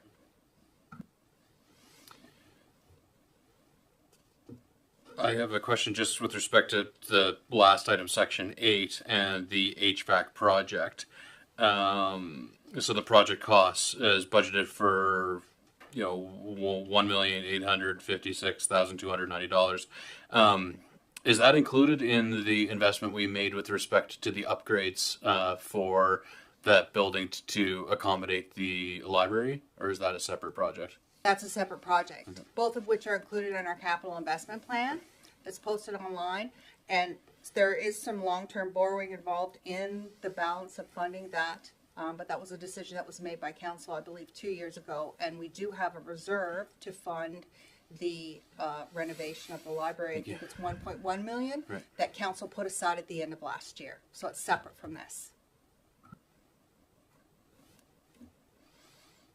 It's good for me. If you want to, any other questions with respect to revenue before we move on to expenditures? Go ahead. Section 9, general government services, travel, council related, is all mileage expense for meetings claimed by councillors and mayors. Administration, it's under budget because of staffing vacancies. Taxation, reduced taxes as our low-income tax exemption. 82% of budgeted funds have been dispersed to residents who qualify. Current trend is 64% over budget, indicating more usage by residents and or more qualified residents for this exemption. The current model is a scaled one with rebates dependent on income. The lower the income level, the greater the rebate. So it's policy 9 posted on our website, tax exemption. So if your household income is less than $20,000, you receive the full rebate, which is $400. If it's between $20,000 and $25,000, you receive $350 in a rebate. And if it's over, like between $25,000 and $30,000, you receive $300 as a rebate. Again, it's great that more people are using it, but it's a concern because it's an indicator that more people are using it. So, it's a balance. But I would love to see this go over budget rather than I would love to see something else go over budget because it goes directly to our residents. Conventions and delegation expenses are incurred depending on the time of the budgeted conferences, so there's nothing to really be concerned about there. Section 10, protective services. RCMP cost is paid quarterly and payment was made just after the end of September. Vacancy of a part-time fire inspector and bylaw officer reduced expenses in that area. And grants to fire departments are dispersed on a scale basis throughout the year, so we're bang on budget for all of those fire department grants. Section 11, transportation services. Roads and streets are under budget as a number of projects have not been expensed or incurred, including paving and de-icing materials. Obviously, we haven't had any really cold weather to have incurred any costs for that. Most of those are incurred in quarter 3 and 4. Section 12, environmental health services. Testing in prior years was done internally and now is contracted out for North Queens treatment infrastructure. Environmental health services is our wastewater. Green box and gray cart maintenance includes replacements which are complete for this year. Additional expenses for the year will depend on repairs damage that needs to be addressed in quarters 3 and 4. A replacement boom for an excavator and a testing pump were purchased and not included in the original maintenance budget for the solid waste facility. Contractor expense for leachate management was significantly over budget in quarter 1, which will cause an overage for the year. Section 3 is Hillsview Acres. Revenues are lower than expenses because billings for one-on-one care and capital projects funded by the province have not yet been completed. Section 14, Environmental Development Services. Environmental Planning and Zoning Administration are under budget due to vacant staff positions. Minimal use of accessibility funding for the first 2 quarters. Now, some of this funding is expected to be leveraged during the library renovation, particularly for the washrooms that we're going to be putting down there. Liverpool Business Development Center operations will be over budget for the year. Failure of existing HVAC system, that's the one that we're replacing, required rental of AC units at a cost of $10,000 per month from July to October. This was not factored into the budget. Some community development projects have yet to be initiated. Staffing challenges are hindering this work, but more projects are expected to start in and after the holidays. Section 15, Recreation and Cultural Services. After budget approval, the Milton Pool was deemed unsafe and not recoverable per decision of council. The expenditures that were made were in anticipation of opening, such as ordering that new pool liner in hopes that we could recover the pool. An additional staff member was hired for North Queens, which caused an overage in staffing at North Queens and also an overage in their travel. Queen's Place advertising and promotion expenses were historically incurred in large part by the manager of events, promotion, and sponsorship, a position that no longer exists. Current staff are looking at how to facilitate this work in future. Licensing and fees includes a Siemens account, annual service agreement, which was budgeted to another account line, but should be allocated here. Queen's Place also has staffing vacancies. Section 16 is fiscal transfers. This is where we take money from the tax rate and we use it to fund reserves. So we take money from here and we put it to here. Budgeted transfer from reserves, we have the sidewalk reserve, first responders equipment, landfill equipment, general equipment, and the second generation landfill. Unbudgeted expenditures that have been incurred in the quarters 1 and 2 are broken out here, and I did them all on an individual basis so you could see. Staff are in the process of reviewing all council minutes to identify other unbudgeted items that have been approved by council but not incurred. These items will be listed in the next quarterly report to council. Hillsview Acres, billing to Department of Seniors and Long-Term Care has not been done, resulting in expenses of $160,000 for residents. That's overstated. That should be billed out, and it will be billed out hopefully in this quarter.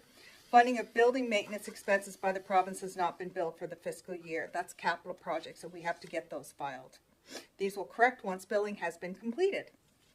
Utility. The water treatment facility repairs and process equipment have experienced a number of failures so far this year that were not anticipated or budgeted. Department of Labor condemned the air compressors, the replacement cost of which was $15,000. Failed pumps, $20,000. Failed saturation nozzles, $12,000. Condemned corrosion batching system, $20,000. Replacement meter pumps, $19,000. And a failed flow meter, $5,000. Transmission and distribution charges show no reader meeting expense. This indicates the staff resources have not been coded correctly. We bill our meters quarterly, and you know there's been at least 2 sessions of reading of the meters, so we have to look at how staff is being allocated. Staff will be reviewing the work schedules for the first 2 quarters and making any adjustments as necessary before the next quarterly report. Advertising of the discolored water due to the structure fire was not anticipated or budgeted for, and the depreciation entry is made at the end of the year. Any forecast on budget is included in the staff report. Does anyone have any questions on the expenditures?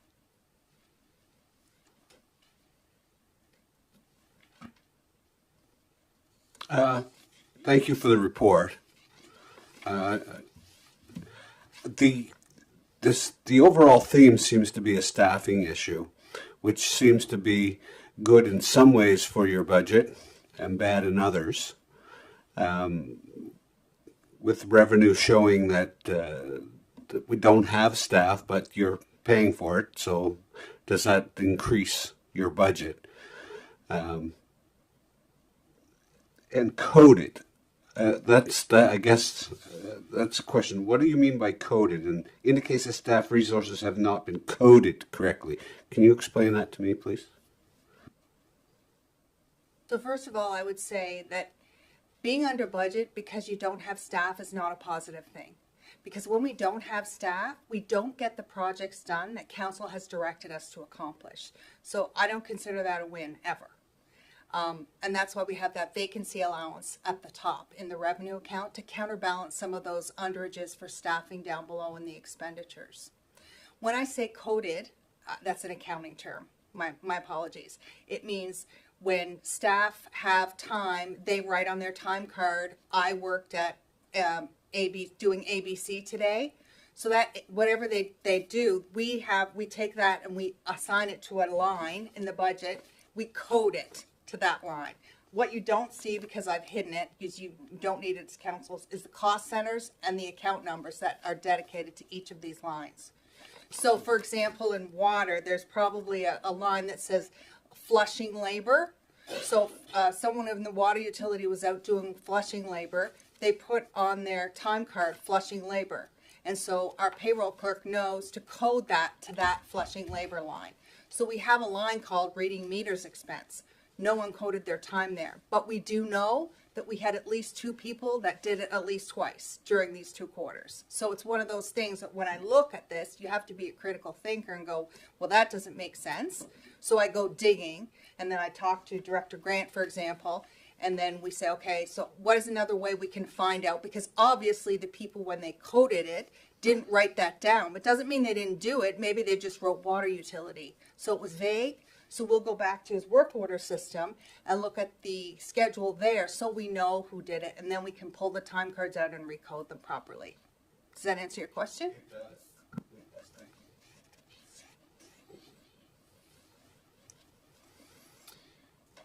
you. Any other questions for Joanne?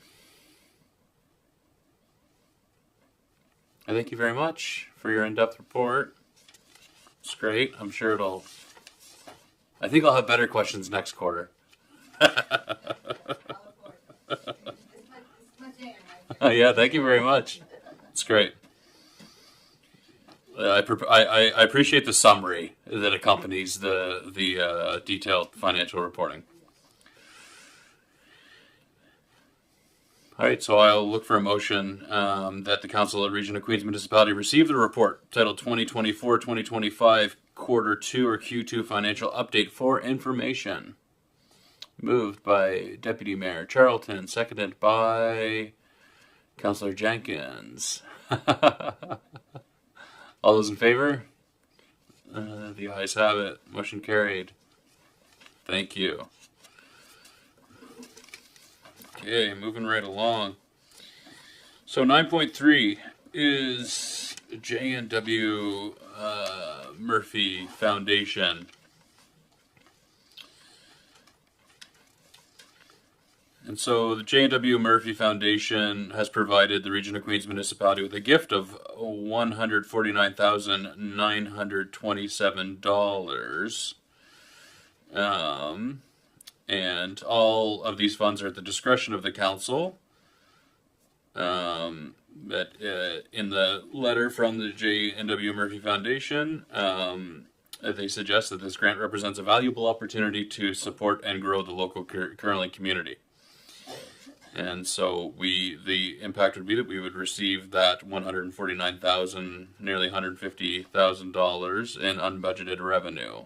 So I'd look for a motion that the Council of the Region of Queens Municipality receive this report titled J&W Murphy Foundation Gift for information at this time. It's moved by Councillor Fancy, seconded by Councillor Carver. Any discussion, questions, comments on this correspondence? Hearing none. All those in favor of the motion? The ayes have it. Motion carried. Thank you.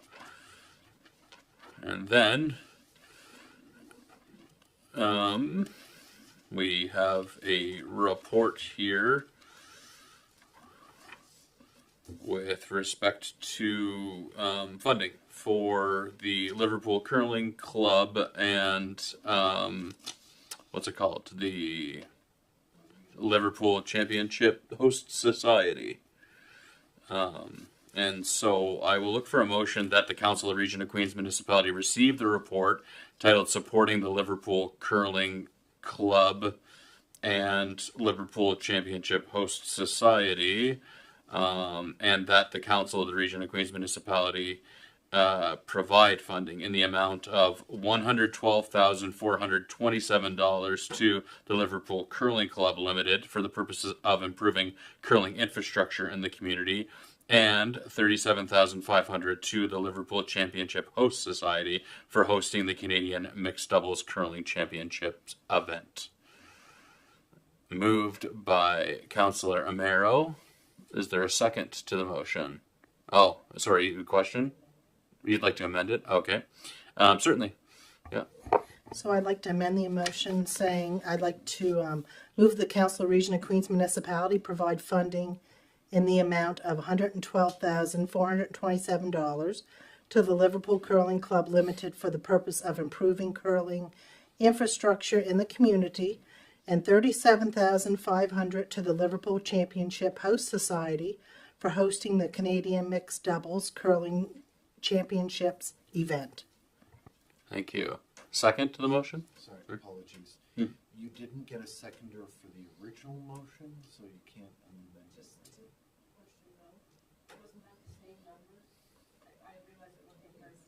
Mm-hmm. Mm-hmm. Mm-hmm. Yeah. So who moved the initial motion? Was I have a Miro, and then I didn't hear a seconder. so I mistakenly Councilor Miro didn't want to move that motion. She was indicating that she would like to make the yeah. So the previous that's fine. The previous motion was not on the floor, and so that amended that language that motion just provided by Councilor Miro. Then I'll seek a second on that motion. Councilor Carver has seconded. Any discussion on the matter? What are we voting on? Sorry, what are we voting on here? A motion that's amendment to the motion? No, we're voting on or giving $147,000 away. What are we voting on here right now? We're voting on the motion. So the motion, it's actually not actually an amendment. I had presented a motion that didn't receive support of the council.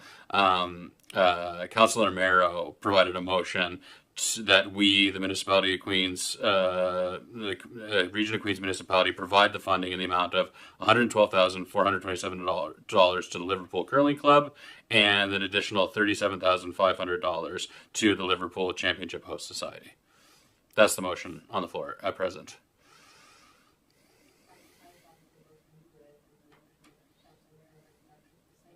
They ended up being, yeah.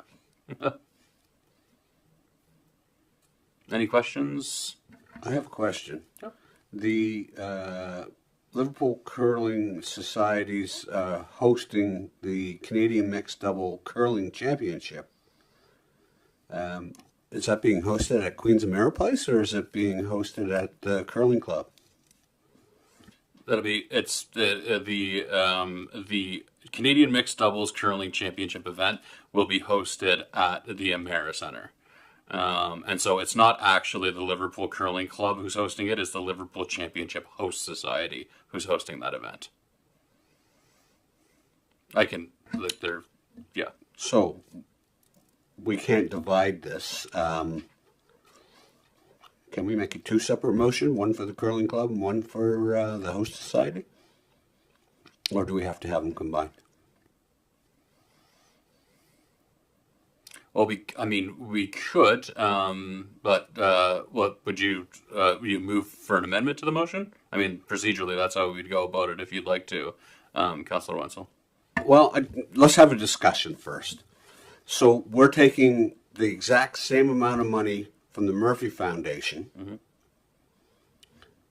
and then giving that money to two different entities. And is it the Murphy Foundation's wish that that's where the money went, or did they say, here's the money, you decide? If I may.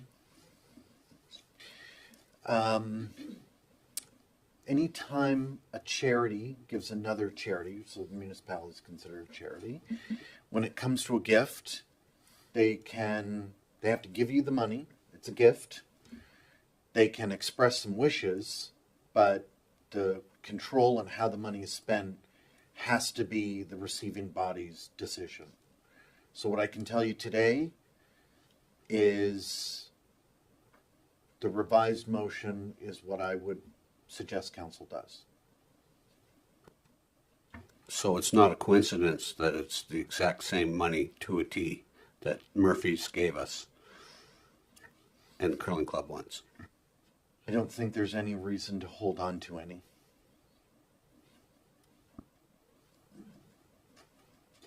Any further questions? Thank you, Councillor Wenzel. Any further questions, discussion, debate for council? All those in favor of the motion? The ayes have it. Just asking for a motion to receive the report for information. Sure. I'll also look for a motion to receive the report for information. The report titled "Supporting the Liverpool Curling Club." Moved by Councillor Charlton, or Deputy Mayor Charlton, pardon me. A second. Councillor Carver. All those in favor? The ayes have it. Motion carried.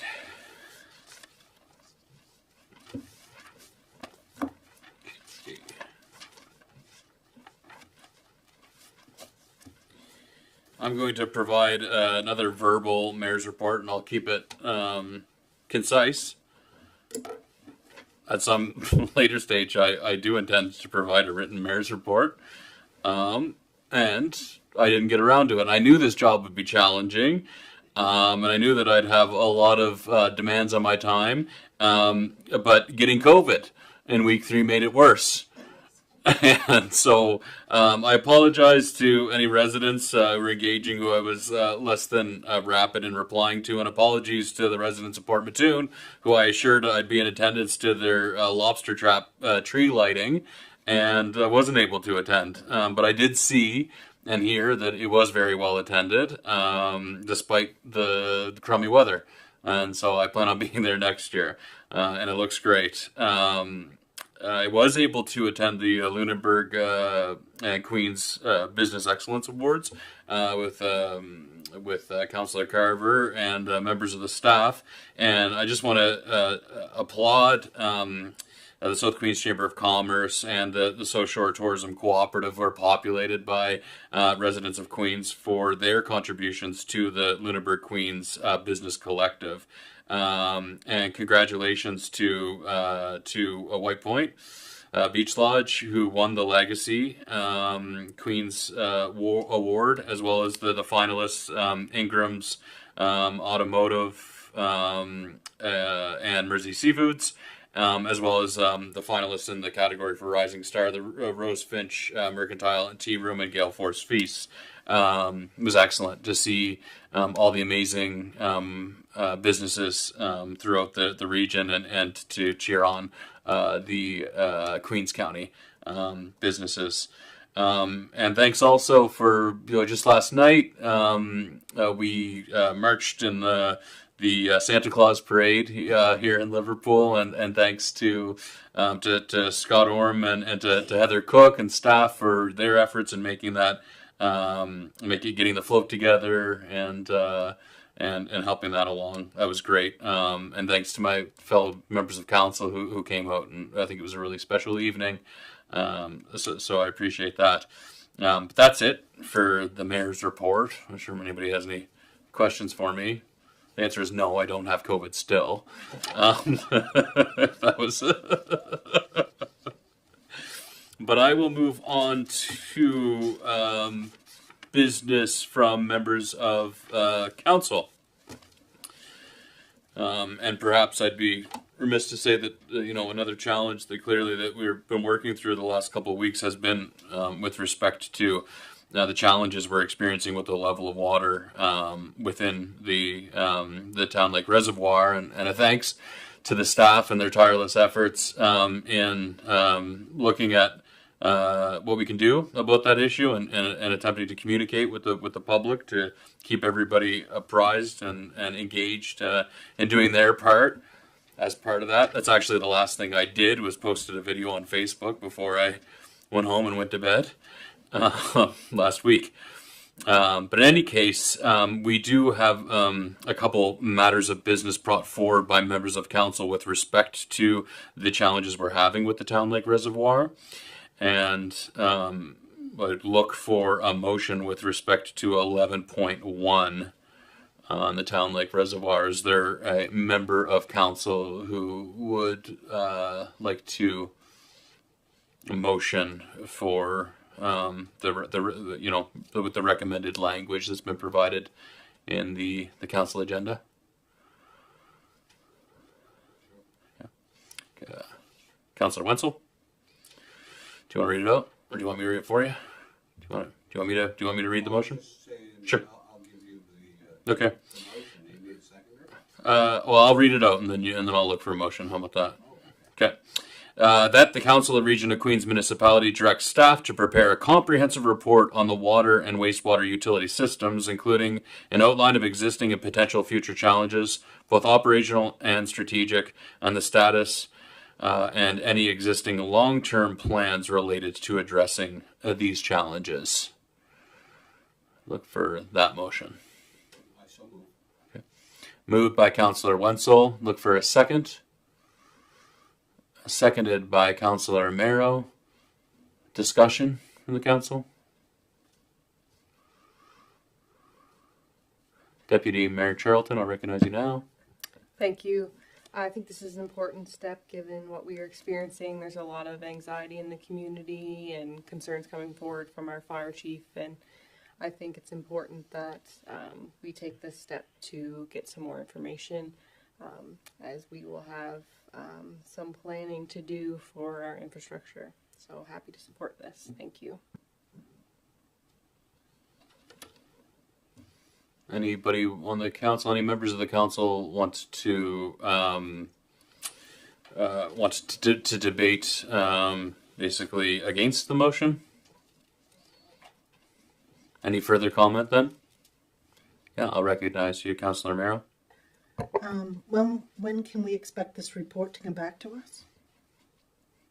I think it's a valid question. In discussing this earlier with CAO Jodry, obviously it's the same members of our staffing complement and our staff resources who would prepare such a report are also the folks who are engaged in the current handling of the existing scenario. But I will direct that question to you. Councillor CAO Jodry. I'm not sure I can quantify that at this time. Yeah. Sorry, I wish I had a better answer. So I guess we're uncertain about the timeline to produce the report that's being requested here. Anybody else want to speak to it? Yes, I'll recognize you now, Councillor Fancy. Yes, I'd be more concerned with the last people who've asked is the fire department, because there could be a large amount of water being used if it were to be a large enough fire, and how it could be used and what levels to be used and how it could change everything, I guess. So that's is that going to be all in one report, or is that something that can be, because I'm sure they're waiting for an answer of some sort. And I don't know if that all has to be done in one report or not.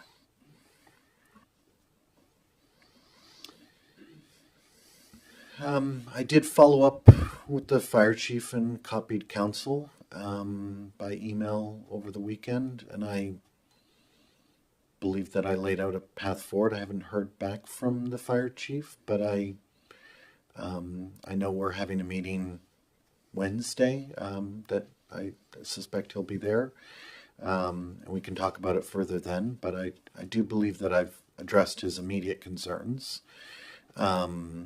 Although I'll let him have an opportunity to respond. He may not see it the same way. And in terms of the mitigating efforts, like the relay that was suggested, I think as the primary person who would be responsible for fighting fires in the area where there could be impacts to the service to the hydrants, he needs to weigh in on whether exercises that were proposed would be helpful to him. I think that's a question he needs to answer.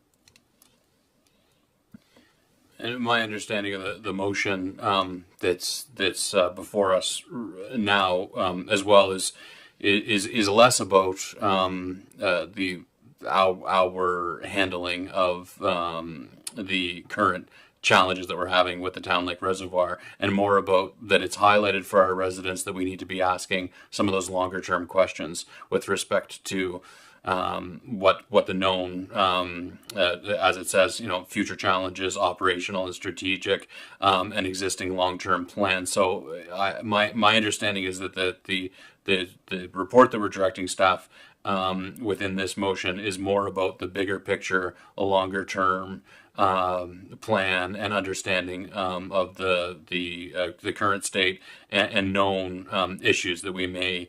I think it's to Deputy Mayor Charlton's point in communicating that we have challenges with the levels of the Town Lake Reservoir. It has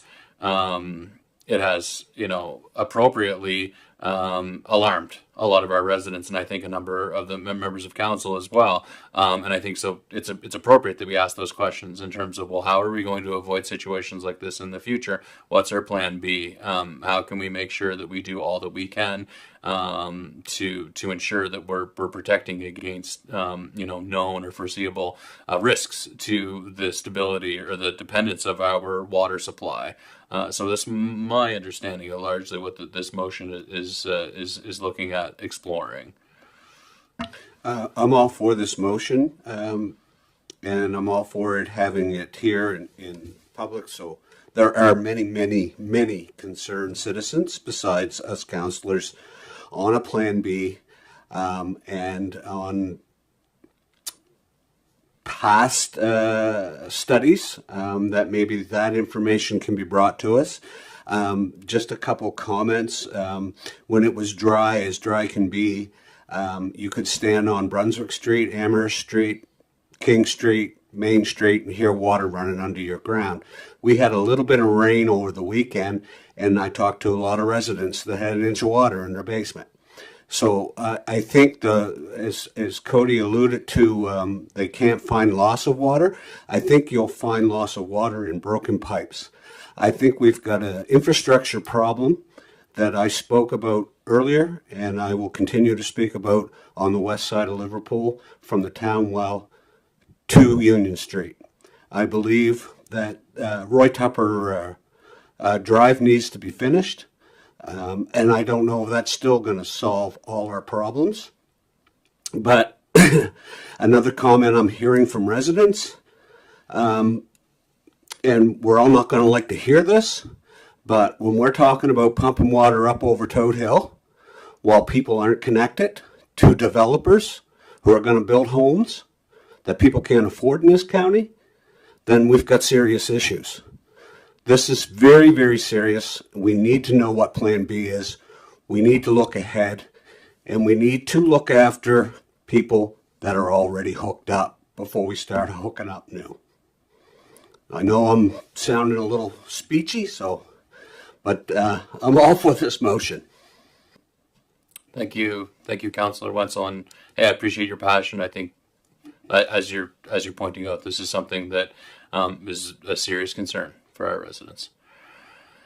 Any further comments on it? I'm not hearing any opposition to the motion, so I am going to ask the question. All those in favor of the motion, please indicate. The ayes have it. Motion carried. 11.2 is with respect to our ability to, I'll read the motion, that the Council of the Region of Queens Municipality directs staff to develop a communication system to enable rapid, efficient, and effective communication with all water and wastewater account holders, and that the system should be designed to facilitate timely dissemination of critical information, such as service interruptions, maintenance schedules, and emergencies, ensuring accessibility and inclusivity for all account holders, utilizing multiple communication channels where appropriate, and provide a reliable platform for ongoing updates and engagement with account holders to ensure transparency and customer service. Moved by Deputy Mayor Charlton. Looking for a second. Seconded by Councillor Jenkins. I'll open it up for discussion at this time. Councillor Charlton, you moved the motion. I'll give you first chance to speak to it. Thank you. I think this is the right step. This was an issue when the Region of Queens was under a boil advisory. There were lots of residents who did not hear that there were boil advisories and were completely unaware. I'm also running into residents who are unaware that they're supposed to decrease their water usage right now still. So I think that this is critical that this happens so that residents can be alerted when needed in a very quick manner. So very happy to support this. It's time. Thank you. Are there any members of the council who oppose the motion? Can I ask the question? All those in favor? The ayes have it. Motion carried. That concludes the business in the open portion of the council meeting. I'll now move the meeting to a closed session. Thank the members of the public for their time and engagement. We need a motion. I would look for a motion to move the meeting into a closed session. Moved by Councillor Carver, seconded by Councillor Romero. All those in favor?